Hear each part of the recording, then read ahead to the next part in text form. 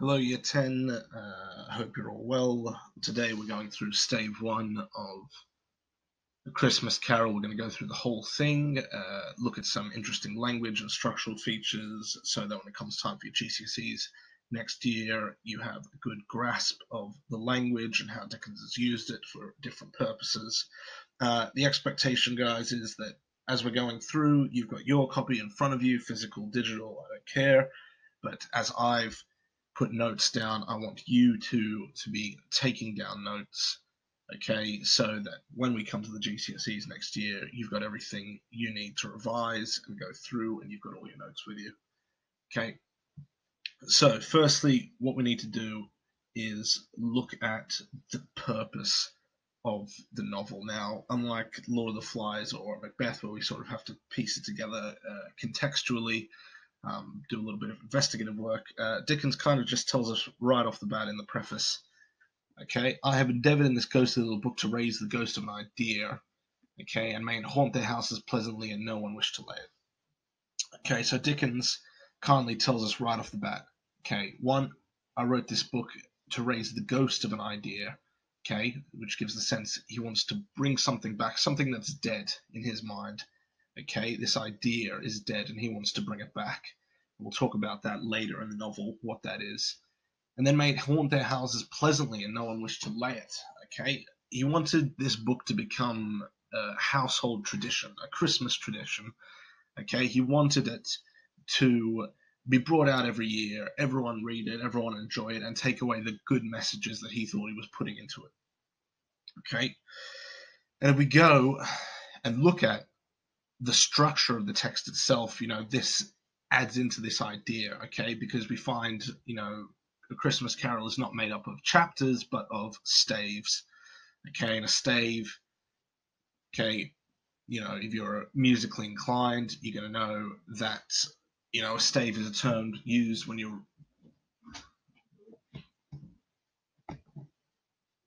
any of you, musically inclined, staves are used when you're writing sheet music, okay, like its namesake, A Christmas Carol, okay, it's Dickens' attempt to really try and send this to his audience as this is something I want you to read every year. It's not something that it's not a one and done, okay. It's not something that's going to be out of your mind. This is something that's going to be timeless, okay. He was a bit of a braggart like that, shall we say. He was very confident in his own ability, and here we are, 160, 70 years later, still reading it, so whatever. All right, so we start, Stave 1, Marley's Ghost, and Dickens goes through a lot of effort to really reinforce that there is going to be a supernatural element to this story, okay? He doesn't want people thinking, oh, was it real, was it not real? It's like, no.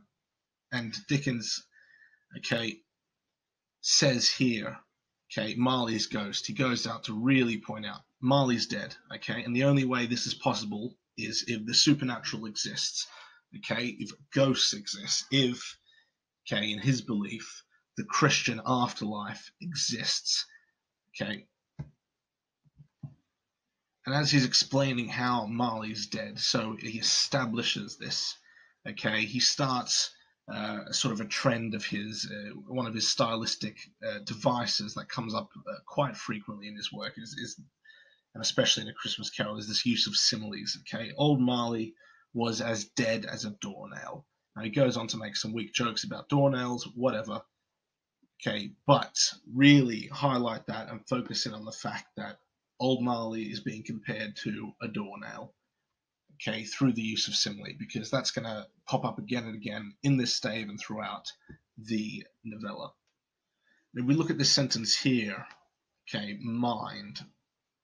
I don't mean to say that I know of my own knowledge what there is particularly dead about a doornail. I might have been inclined myself to regard a coffin nail as the deadest piece of ironmongery in the trade.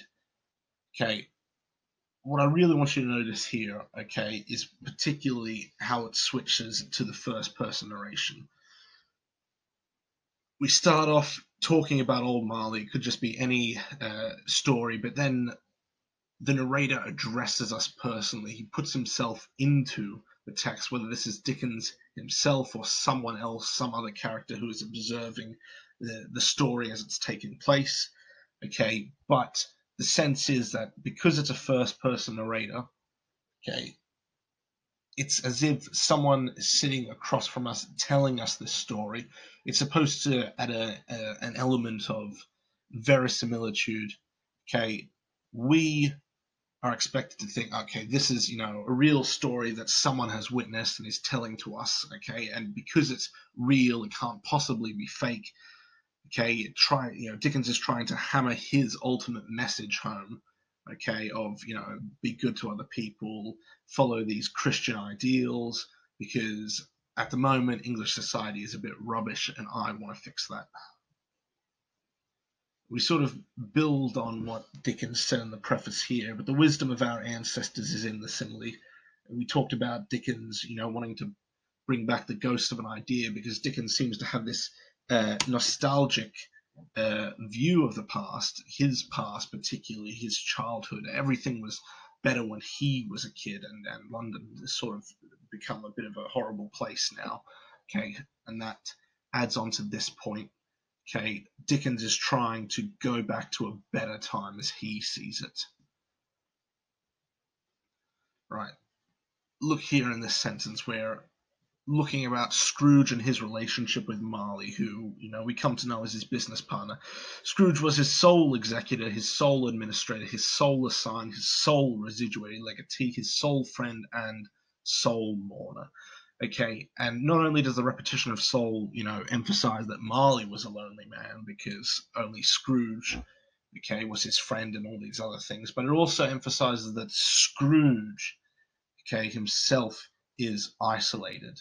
Okay, he has no one else, especially now because Dickens has established Marley is dead. Scrooge is completely alone.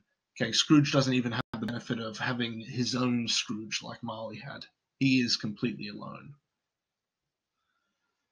Okay, and here we learn something interesting about Scrooge and the issue of identity. And the way Dickens has constructed the character is interesting. Because Scrooge, the business is called Scrooge and Marley. They're the two guys that founded it. But now that Marley's dead, Scrooge could never be bothered to change it because it probably costs money and effort. Okay, and so people come in, they call him Marley, they call him Scrooge. He doesn't care. He answered to both names. It was all the same to him. His identity is not important because Dickens wanted Scrooge, the character, to be transferable to just about any real world contemporary businessman at that time. Okay, any Victorian factory owner, okay, anyone involved with large amounts of money. Dickens wanted them to either read this novel, have people who knew them read this novel and think, okay, Scrooge actually reminds me of this person, or Scrooge reminds me of myself, and that's not a good thing. Scrooge is not a great character at the beginning of the novel, and it's only through changing, that he becomes this, admirable person that we sort of like and think, okay, everyone can change. All right, now let's look at Scrooge's physical description, okay, and look at this pair of similes, okay. Hard and sharp as flint, okay, so is being compared to a rock from which no steel had ever struck out generous fire, secret and self-contained and solitary as an oyster. So remember at the start I said Dickens liked to use similes. Here we have two more similes describing Scrooge, and once again they're not flattering like comparisons.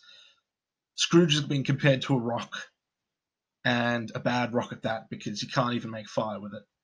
And he's being compared to an oyster, which, I mean, if we're, going to do a tier list for the animal kingdom, oysters, pretty down there, very far removed from humanity. And then on top of this, we get this sort of extended metaphor of Dickens comparing Scrooge to the weather. And once again, it's not a favorable comparison. In fact, the weather comes out looking better than Scrooge does for this comparison, because he is this frosty, cold individual, okay, always cold, no warmth, okay. And look at this last sentence, like this last couple of sentences here. No wind, that blue was bitterer than he, no falling snow was more intent upon his purpose, no pelting rain less open to entreaty. Foul weather didn't know where to have him.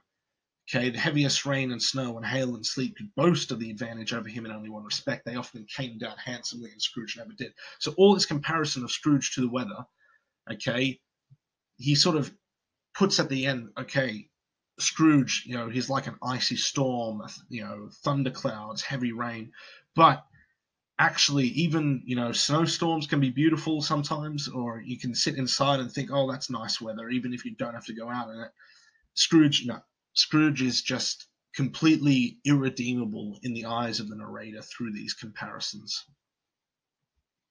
And if we look in this last paragraph here, the repetition of nobody and no, once it sort of goes on with that point I was saying about soul, in that he truly is alone. Even animals know to avoid him. He's not sort of considered a part of human society. Okay, and that's a distinct point that Dickens is trying to make here. And hopefully we've seen a pattern sort of building when talking about Scrooge and the setting. It's December, London, very cold. And it's sort of this, I'm not quite sure how to describe it. I don't want to say reverse pathetic fallacy. Pathetic fallacy, as we know, where the weather is being attributed with emotions to create a mood or a scene.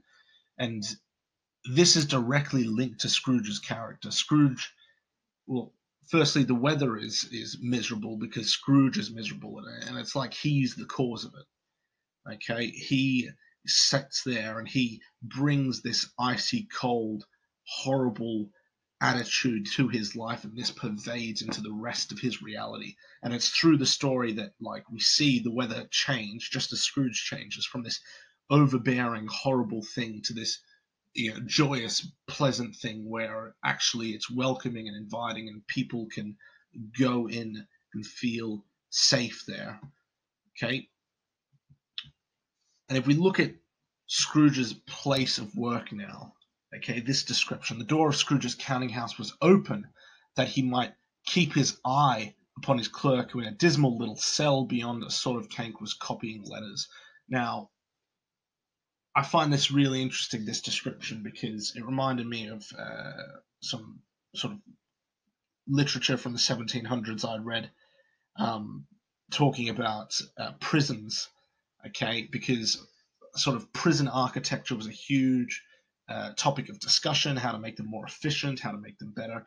And one of the leading figures in this design was a man called Jeremy Bentham, okay, and he designed on what came to be known as a panopticon prison. And we just look at that word, panopticon, all seeing, okay. And it's a creepy idea. The idea is that there's usually a central guard tower, and from that guard tower you can see into every cell in the prison, okay. And think of it like a one-way mirror, okay. People can see from inside the guard tower out into all the cells, but the people in the cells can't see into the guard tower, and thus never know when they're being watched. And so if you never know for certain when you're being watched, but you know that there is a good chance that you could be being watched all the time, okay, we just look at some photos here, okay, central guard tower, okay, completely opaque, you can't see through it, okay, and then we have all, okay, the cells, you can see everything, okay, from this central dais, okay, so guard tower, you can't really see into it, and you have all the prisons, the cells on the outside, okay, and the idea is that if people think they're being watched, they're going to be better behaved, and it's a way to increase the efficiency in prison. It's a really terrifying concept, to be honest, but these were ideas that were circulating in the late 1700s, just before Dickens was being born, just before Dickens was writing, and they were still being discussed in the Victorian era. Jeremy Bentham was very vocal about getting England to try and build these prisons, and a lot of people said, actually, this is messed up. We shouldn't build these prisons. Might be a violation of people's human rights, even though that wasn't really a concept back then. Okay, this idea that people are being observed all the time. It's very George Orwellian, if you will. Okay, and I just think it's an interesting description, and I think there's a definite connection there because his office space is described as a cell, as a prison cell, a tank where people can look in and observe these trapped being. Okay. Here we're introduced to Scrooge's nephew, Fred, and he is interesting in the fact that he is the absolute opposite of Scrooge. He finds joy in the time. He finds joy in being pleasant to his fellow man. Okay, and it's partly to help show what a model person would be like.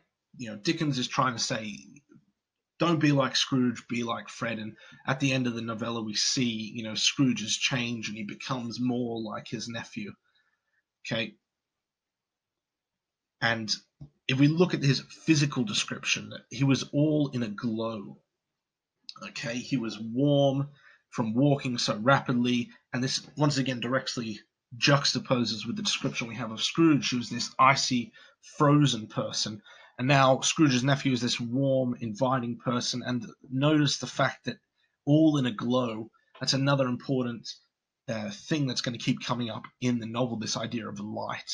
Okay, light is a symbol in A Christmas Carol for happiness, for salvation, for Christianity. Okay, and Fred, Scrooge's nephew, represents this. Okay, and if we look at their opening exchange, where Scrooge's nephew has simply said, Merry Christmas, and Scrooge, basically says, you're a moron. Okay, and I really like this line here where Scrooge says, why are you so happy? You're poor, you shouldn't be happy. And then Scrooge's nephew comes back with, well, you're rich, why are you miserable? Okay, and this is almost the central thesis of the novella. Okay, money does not buy you happiness. Okay, if you do not do good things with your money, there is no point in having that. I find the way that Scrooge reacts to some of the other characters or the off-screen entities in the novel, quite funny, because it comes across as very hyperbolic, very over the top. But perhaps if we think about the context of the time, not really. Scrooge sort of loudly proclaims that he wants to drive a stake through the heart of anyone going around saying Merry Christmas, openly saying, I want to commit murder for anyone who's cheerful around this time of year. And he's really, exaggerating. But in all seriousness, Victorian London was the scene of some of the greatest class struggles in the history of mankind. We had a massive, incredibly poor working class population, okay, who were often viewed with hatred and venom by those, okay, who were considered their betters in society. Okay, and this comes out in Scrooge's character, and we're supposed to look at this and think, oh, actually, it's probably not all right to think about other human beings like this. Okay. And this idea is continued in Scrooge's nephew's sort of monologue here, where he goes on to describe why Christmas is such a great time. And he reminds Scrooge, it's a Christian holiday. This is a sacred time. You are being you're being a bad Christian. Okay. And of course, anyone with a passing knowledge of Christianity is going to know that bad Christians end up in a bad place. Okay. And further on, this idea of class struggle, okay, Scrooge's nephew says, okay, we shouldn't think of the people below them, okay, as non-human, as subhuman, as another race of inferior people. It's like, no, they're fellow passengers to the grave. We're all in this together, and we should be helping each other as much as possible. Okay? And he goes to great lengths to try to make this connection with Scrooge, to be seen as equals. He says, I don't want your money. I'm not trying to steal from you. I simply want us to be friends. Okay, I want to share with you this familial love I feel with you, this friendly love. Okay, should we become friends? This Christian love, okay, of I want to help you because that is the right thing to do. All right, so a little while after Scrooge's nephew leaves, we get a really famous interaction in the poem where two people come around looking for donations for the poor in London. And they come in and they say, how much would you like to donate? And Scrooge says, nothing. And the reason he gives, okay, comes in this famous exchange where Scrooge says, what's wrong? Why do you need my money? Aren't there prisons for poor people to go to? And they say, oh, there are plenty of prisons. The union workhouses, okay, now this is a concept we'll go over in more detail, but basically they were almost another form of prison. People could go there, sign up, and they would get a job and get paid in board and food. Okay, they wouldn't get paid with cash so that they could go and better their lives. They were simply given a room, okay, given a little bit of food, and then expected to work for probably 14 to 16-hour days. Okay, these places were not really somewhere that you could get out of. If you were there, you were pretty much signing your life away. You basically became slave labor. And because you were never earning money, you were never able to actually better your situation in life. All you were doing is working, coming home to your tiny bed, getting some food, sleep, live, die, repeat, whatever. Okay, so Scrooge says, are there no prisons? Are there no workhouses? And the gentlemen who are collecting the donations say, of course there are. They're still open, but they're horrible. They're objectively bad places. Sending poor people there is a crime. And Scrooge says, oh, okay, well, if these places are still open, then I don't have to do anything because the government's already doing enough. They provide a prison, they provide a workhouse, okay, they provide help in these situations for poor people, and therefore I don't need to do anything. But Dickens, from his own personal experience, okay, whose father went to debtor's prison, okay, who he himself had to work from a very young age to get his father out of prison for being in debt, okay, like for him, for Dickens, this was a fate worse than death. He had to sign away his childhood to get his father out of prison for the crime of being poor, okay, for the crime of being in debt. Okay, and Dickens is really trying to hammer home to his readers, it's like, yeah, what we're doing at the moment as a society is just not good enough. People, would rather die, okay, than go here. Okay, and this is exactly what these two people say. Many can't go there, and many would rather die. And once again, Scrooge is attacking his fellow human beings. He's attacking the lower class. He says, well, if they would rather die, then they had better do it and decrease the surplus population. Okay? Saying, well, if they don't want to go to these prisons, if they don't want to go become slaves, well, they should just, hurry up and die. Okay, once again, it seems hyperbolic. It seems like he's exaggerating, but honestly, there were probably a few people at the time that thought like this. Okay, members of the upper class looked at people they saw as beneath them and were disgusted by this. Okay, and Dickens is saying, well, that's nonsense. We're all human beings. How can we look at each other like this? Okay. Once again, the pathetic fallacy, the meanwhile the fog and darkness thicken so, perfectly coincides with Scrooge shutting more people out and becoming more mean. Okay, and we get outside and we see Scrooge walking home. We get some symbolism with the fire, the light. People are gathering around it, warming their hands. Okay, and as I said, symbolism of light. Okay, it's a source of salvation and happiness.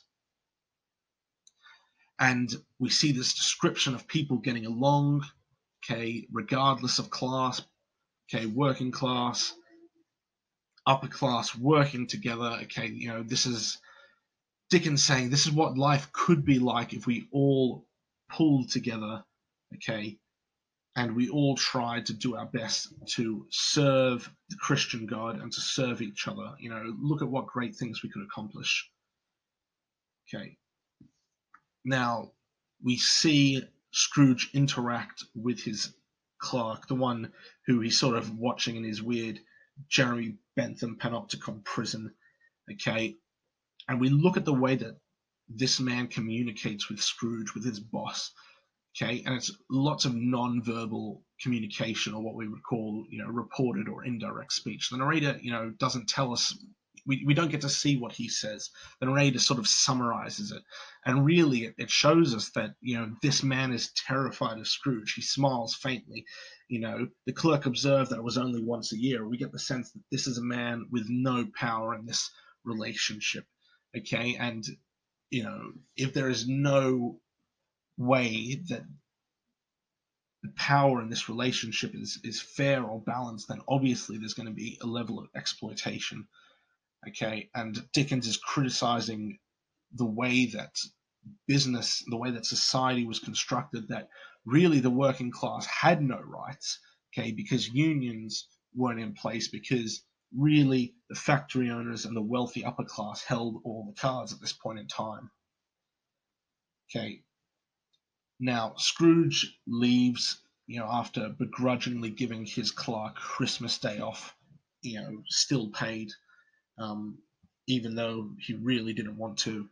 And we get to look at his sort of daily routine for going home and having dinner and getting to bed. Okay, his melancholy dinner, okay, melancholy tavern, that repetition again, okay. Scrooge is a very depressing character at this point in time, and everywhere he goes, he sort of brings this depressing attitude with him. It's because he is melancholy that his dinner becomes melancholy, and the places, the buildings he goes to become melancholy. And we get a description of his house, and it becomes this metaphor. Okay, and not only is there a metaphor used to describe the house becomes a metaphor for Scrooge himself. Okay, so we look at Scrooge's house, and it's a house in the middle of all these warehouses and you know, business buildings. Okay, and this metaphor, one could scarcely help fancying it must have run there when it was a young house, playing at hide and seek with other houses and forgotten the way out again. And it's this, you know, metaphor for this child losing itself, and just, you know, because it's lost and scared, it becomes this sort of twisted, depressing place. And really this, you know, we see later in Scrooge's character through flashbacks to his childhood that this is actually, you know, a metaphor for him, because he goes from being this happy child, a playful child, a loved and loving child, to being, okay, the person he eventually becomes, this hard, cold person. And this, you know, is sort of explained through this, let's say, double metaphor of the house as a child and also Scrooge. Okay. And we see that Scrooge, okay, has not thought of Marley, even though they were quote unquote friends. You know, he's just ceasing to think about him, because Dickens is trying to say people who behave like Marley and Scrooge, they end up being forgotten. They end up dying alone. People don't remember them, and within a few years, 7, I think, since Marley died, people have already forgotten who they are. And this is supposed to be a terrifying thought. Who wants to be completely forgotten from the earth once you die? Okay, so he goes up to his door, and instead of a door knocker, he sees Marley's face. We have another simile here. Okay, his face looked like a bad lobster in a dark cellar, and that really echoes a lot of the similes that have come before. Dead as a doornail, solitary as an oyster. Okay, really, these are, you know, like oysters, lobsters. As I've said before, they're very they're as far as you can get from humans as possible. These are not favorable comparisons. They're almost alien comparisons. You know, Scrooge and Marley are being compared to some of the lowest forms of life on the planet. They are not favorable comparisons. Okay, and we see that Marley's face looks horrifying, not because it's a ghost, but because the ghost itself looks terrified. Okay, it looks unhappy, and this is what makes it terrifying. So Scrooge comes into his home after the incident with the doorknob, and we get to see inside his home what kind of place it is, and it really is a reflection of his character. Remember, we just had the metaphor of Scrooge's house as a metaphor for him, and the inside mirrors that as well, because inside is just complete darkness. Okay, you can barely see where you're going, and this continues with this symbology of the light being seen as salvation and happiness, and there is just no light in Scrooge's life. In fact, Dickens says you can take, half a dozen lamps from out of the street, put them inside his house, and it still wouldn't do enough. Like, there's just so much darkness. Darkness is cheap, and Scrooge liked it. All right, so he gets home. He's a bit shook up about what's happened with the doorknob, and he goes searching through his house. And we have a huge list of all the places that he searches. Now, Dickens, another thing, much like the simile, he loves putting lists into his writing in order to really drive a point home. And the point here, is that Scrooge is terrified. The fact that he's going and literally checking every place in his house shows the fear, even if he doesn't want to admit to it. Right? Once again, low fire, light, symbolism, no salvation, no happiness in his life. And then we see around the fireplace as well, this really in-depth description of these biblical and religious scenes from the Christian Bible. And, they're sort of surrounding this tiny little bit of light, and it really does connect the idea that light is a form of salvation. The text has a lot of overt Christian themes running throughout it, and this could be another one of those. You could think, this is the last light left in Scrooge's life, and, his last chance, his last hope is through Christianity. That's the only way he's going to find salvation. And upon looking at this, plethora of Christian imagery, his only response is humbug. It's as if he's completely turned his back on everything that he should be believing in, and this is what's going to drive him back into the arms of Christianity. He thinks he's turned his back on it, but the only way he's going to save his immortal soul is by going back to these beliefs. And after this, after contemplating, all this religious imagery, a bell starts to ring. And a bell is a really important motif in medieval Christian literature. We get the phrase, "For whom the bell tolls," because bells were often rung at funerals. Bells were rung to signal that people were dead. And so it's kind of foreshadowing or connecting or subconsciously telling Scrooge, the bell is ringing, it's ringing for you, your time is up, or almost up. And now we see the first ghost in the tale, Marley's ghost, and when you're reading your copy of the text, each description of the ghost is each description for each of the ghosts is very important. So when they do get described, get a highlighter out, get a pen out, take down notes, because it is very important. And the description for Marley is really interesting, as we can see in this illustration from early editions of the novella. He's there, looks like an old man, and he's covered in chains, or he has this chain weighing him down. We can see keys hanging off this chain. And this chain, is Dickens' way of putting into metaphor, perhaps, or actually quite literally displaying to the audience, the idea that people who live their lives poorly or in a bad way will have regrets, and these regrets will weigh them down for all eternity. Because each chain is sort of individualized, specialized for that person. We see Marley's, remember he was a businessman, Scrooge's partner, is weighed down by cash boxes, keys and padlocks, ledgers, deeds, and heavy purses. Okay, he's held back by all the things in life that he coveted, mainly being money, property, okay, and all these things are weighing him down in the afterlife there. In fact, they're wound about him like a tail. We have, once again, another simile, and it's a dehumanizing simile. He's not being compared to something human or to something good. Something, okay, is wrapped around him like a tail. Okay. Now, the ghost comes in, and Scrooge's first reaction is to try and play it off. He tries to say, oh, I don't believe in ghosts.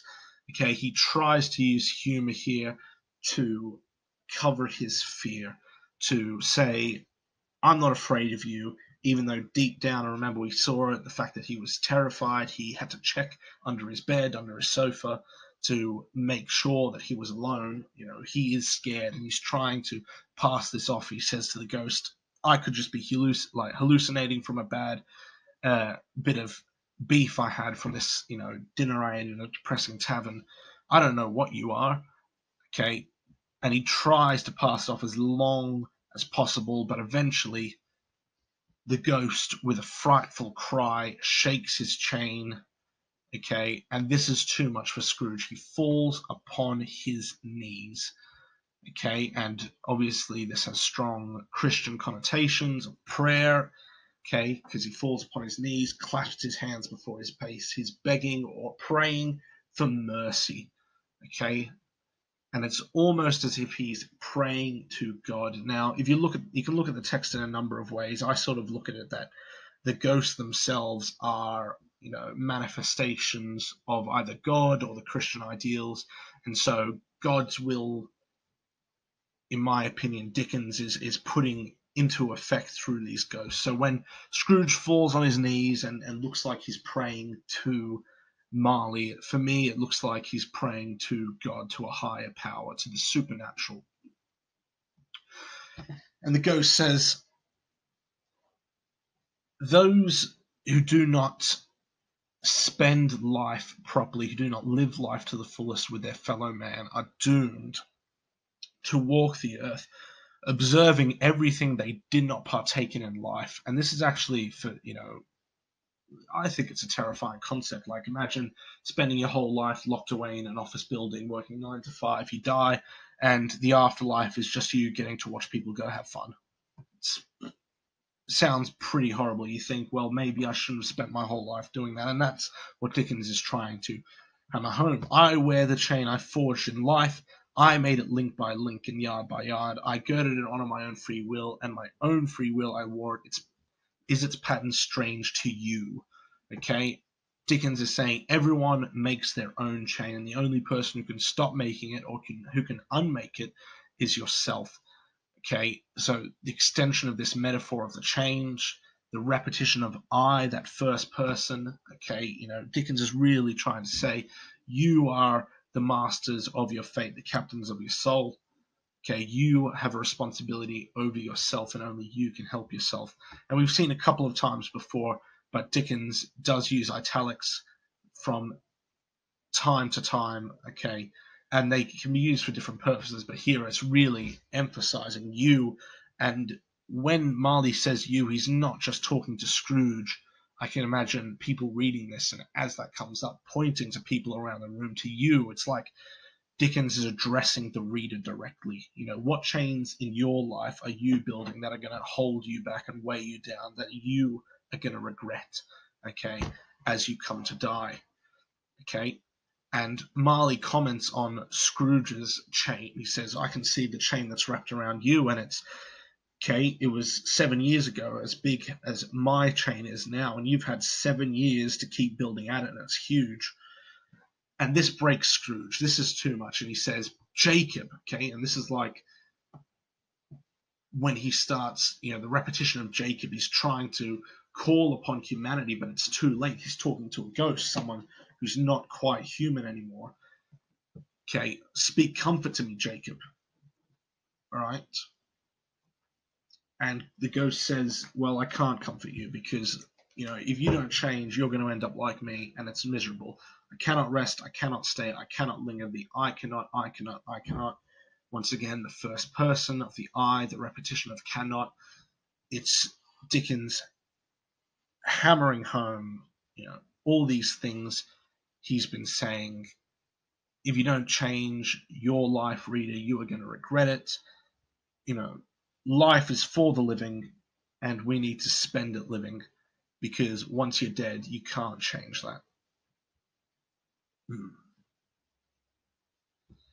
And we see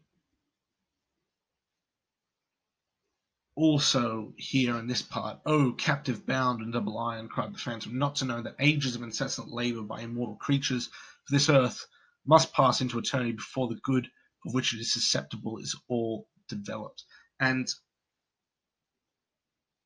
Dickens is sort of trying, like, he's hinting at the future, and he's saying, we are all weighed down by our chains, by our sort of place in society, and these chains are holding us back, because we could make the earth into a paradise, okay, before the good of which it is susceptible is all developed. It could become paradise as it once was, but if we keep going the way we're going, it's only going to get worse. This is what Dickens is trying to say. He mentions the Christian spirit, okay, once again, religious imagery, okay, and if we look at the repetition of all the exclamative sentences here, okay, showing how deeply Marley regrets everything he's done. Okay, life's opportunity misused, yet such was I, oh, such was I. Okay, massive level of regret, and Dickens is saying, you're going to regret it too if you don't change. Scrooge comes back with, "But Jacob, you were such a good man of business." Okay, and this phrase, "a good man of business," and Dickens is pointing out, just because you're a good businessman does not make you a good man, period. "Business," cried the ghost. "Mankind was my business." Okay, it's no excuse to bury yourself in your work. Dickens is saying, actually, it is our job as human beings to better the life of my fellow human beings. Charity, mercy, forbearance, benevolence were all my business. Notice once again a list. We're talking about Dickens liking lists to add emphasis. "The dealings of my trade were but a drop in the water." Okay, a drop of the water in the comprehensive ocean of my business. Okay. Compared to making money, everything else in life is vastly more important. And people who forget this are wasting their lives and potentially their afterlives. Okay, and Marley here, once again, drawing on religious imagery, stars which led the wise men to a poor abode, were there no poor homes to which its light would have conducted me. It's like he ignored all the signs. He ignored the star that led the wise men to the baby Jesus on Christmas, if you believe in the Christian tradition. And he's saying, in life, I turned my back on this, and I just, I regret it. I wish I had followed the teachings more closely. So, sort of come, more conversation. Scrooge is terrified, and they go to the window, and Marley wants to show Scrooge what it's like, his existence at the moment in the afterlife. Okay, because floating around outside, he can see this crowd of screaming and crying ghosts who are all chained down by their regrets in life, their bad choices, and are cursed to spend an eternity in pain and misery and isolation.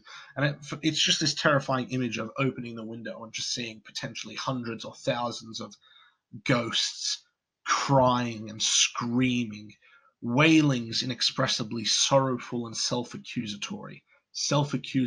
Everyone knows that it's their own fault that they are there.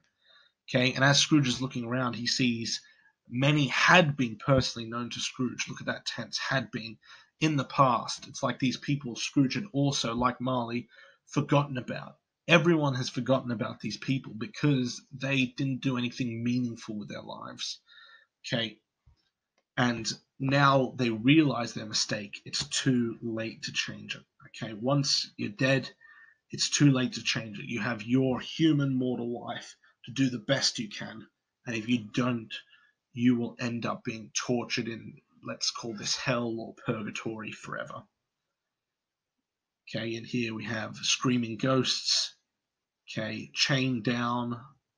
Okay, unable to help people on the streets, even though they know that's what they needed to do. And all these ghosts then fade into the mist. They fade into the weather. They're forgotten by everyone and everything, just like Scrooge is sort of becoming a part of the weather as well. Okay, these ghosts have faded into mist, and just like Scrooge is sort of fading into the snowstorms of the season, to the rain, he's becoming almost indistinguishable from them. And we end the stave where Scrooge tries to say humbug, but can't. Okay, and this is maybe the first real major indicator of Scrooge's change in personality. Before, everything that he disagreed with, it was humbug, humbug, humbug, and now it is, he's unable to say it. And that brings us to the end of Stave 1. I hope this was helpful. Once again, make sure you've taken the notes down. I'll put this file up on Google Classroom so you can go through it at your own pace. And there were heaps of other notes that I didn't talk about because I could literally be here for hours talking about this. I hope this was helpful. Sorry about the stop starting. It's just the nature of using Loom and having to stop to not die of thirst. All right, bye.